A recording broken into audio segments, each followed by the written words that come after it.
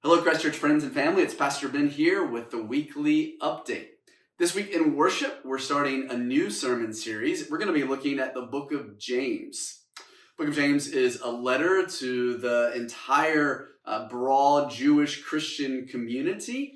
And James really zeroes in on practical behaviors. Faith has to be lived out through our works, not as a way of earning salvation, but as evidence of having received salvation. We live out our faith in very practical ways. We're calling it the road less traveled. And this week, we're going to be looking in chapter 1 and around sort of humility and making sure, again, that what we say and how we act really match up. And we're not tooting our own horns, but we're seeking to be a people who humbly follow after Jesus. It's also World Communion Sunday, so as we come to the table, ahead of it, before we ever get up, Christians around the world will be breaking bread together, and then long after we're done, people will gather around the Lord's table, and it's a ecumenical celebration of a reminder that, while we may have a distinctiveness as a people called United Methodists, we participate in the larger Christian movement around the world and find unity around the table.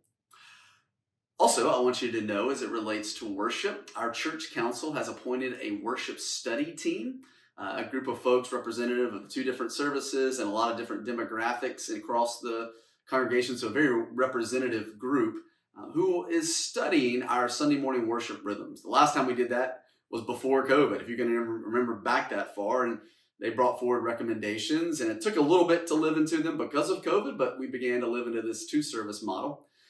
No preconceived notions about what recommendations might come out of this team, and they are sort of in a fact-finding and information gathering phase right now. And I bring that up because they've each been tasked to go out into the congregation and speak with 5 folks, and they've got a sort of an interview questionnaire.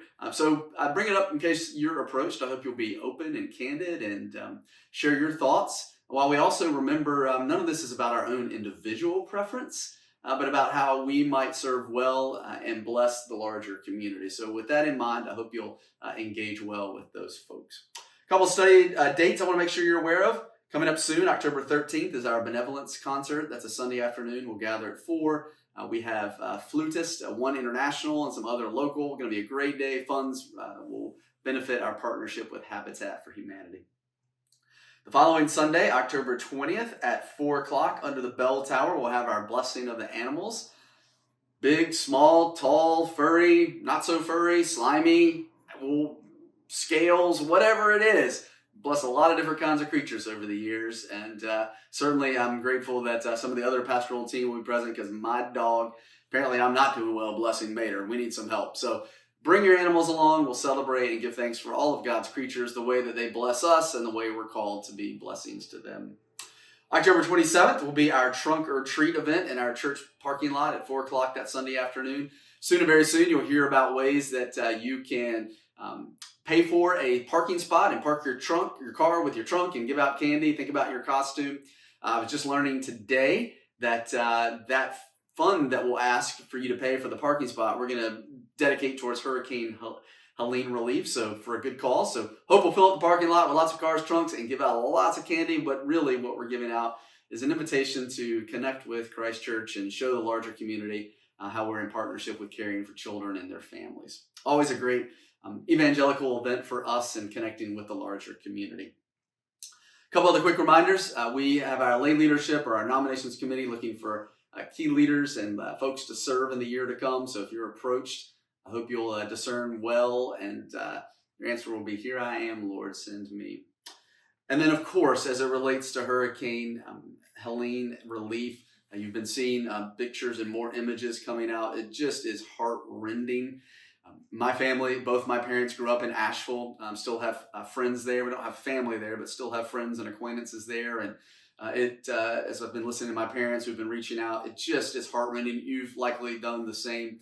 Just a reminder through the United Methodist Committee on Relief, who best practices already has invited us into the work of cleaning buckets, these flood buckets. And thank you for those who've already responded around that, ways to make financial contributions.